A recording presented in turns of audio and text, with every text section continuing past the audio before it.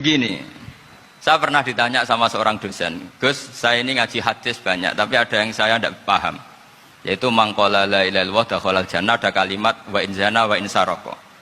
Meskipun pernah zina, pernah maling. Ini kan seakan-akan mentoleransi perzinaan dan pemalingan.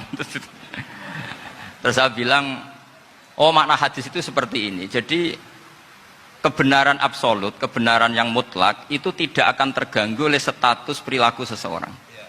Saya berkali-kali memberi contoh. Orang yang ditangkap KPK akan bilang 1 tambah 1 2. KPK-nya juga bilang 2.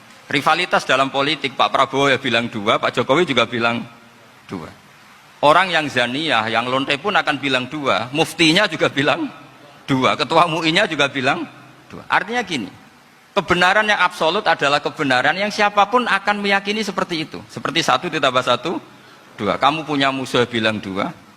Kalau ibu-ibu ini punya maru, ya marunya bilang 2 tadi tambah mama. Enggak tahu saya terjemahnya apa tadi. Nah, kebenaran yang absolut itu kebenaran yang siapapun pasti mengakui. Dan uniknya begini, saya pernah ngaji acara himmah, acara pondok sarang di Demak. Kalau kamu bilang 1 ditambah 1 menjadi 2, untuk mengatakan 2 itu kamu butuh hadiah enggak? Mereka semua jawab enggak. Kita semua juga saja mengatakan tembok itu putih. Kenapa? Karena memang putih. Kita mengatakan 1 tambah 1 2 karena memang kita tanpa presentasi dapat hadiah, dapat penghormatan. Kenapa untuk mengatakan Allah itu Tuhan kita butuh surga? Memangnya kalau tidak ada surga Allah tidak jadi Tuhan? Ini problem orang soleh-soleh yang terlalu pesimis. Makanya nanti orang-orang soleh itu masuk surganya berat. Tapi kalau orang alim lebih gampang kira-kira seperti itu. Iya, karena kan imannya lebih bagus. Dalam hadis qudsi Allah ini yang dibuli orang-orang soleh. Laulam akhluk jannatan wala naron alam akun ahlan an uto'ah, dalam hadis qudsi itu. Kalau saja saya tidak menciptakan surga dan neraka, apa saya tidak jadi Tuhan yang perlu ditaati? Apa kalau kamu tidak saya kasih uang 1 juta terus bilang 1 tambah 1 11? Enggak kan? Tetap bilang berapa? 2. Kalau kebenaran absolut yang 1 tambah 1 kamu bilang 2 meskipun tanpa mendapat hadiah. Kenapa untuk bilang Allah Tuhan kamu butuh hadiah surga? Itu kan serah ikhlas belas.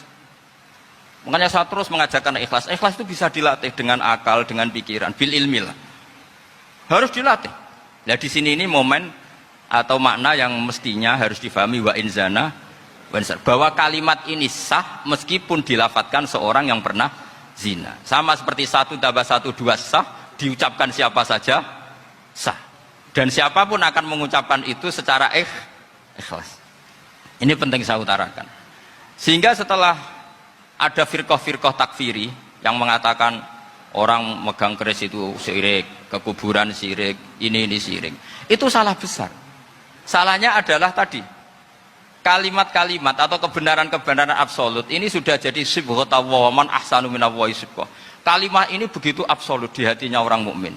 Sehingga ketika terganggu oleh hal-hal yang adat istiadat kayak pegang keris, kayak apa, ini tidak mengganggu. Tetap kualitas iman ini di atas keyakinan adat membawa apa keris. Kalau orang membawa keris menjadi syirik karena percaya sama makhluk. Orang misalnya kejawen kalau nggak bawa keris nggak nyaman. Orang kota itu kalau nggak bawa ATM juga nggak nyaman. Itu tidak dihukumi syirik. Kamu pergi lupa bawa HP nyaman enggak? Enggak, kenapa tidak dihukumi syirik?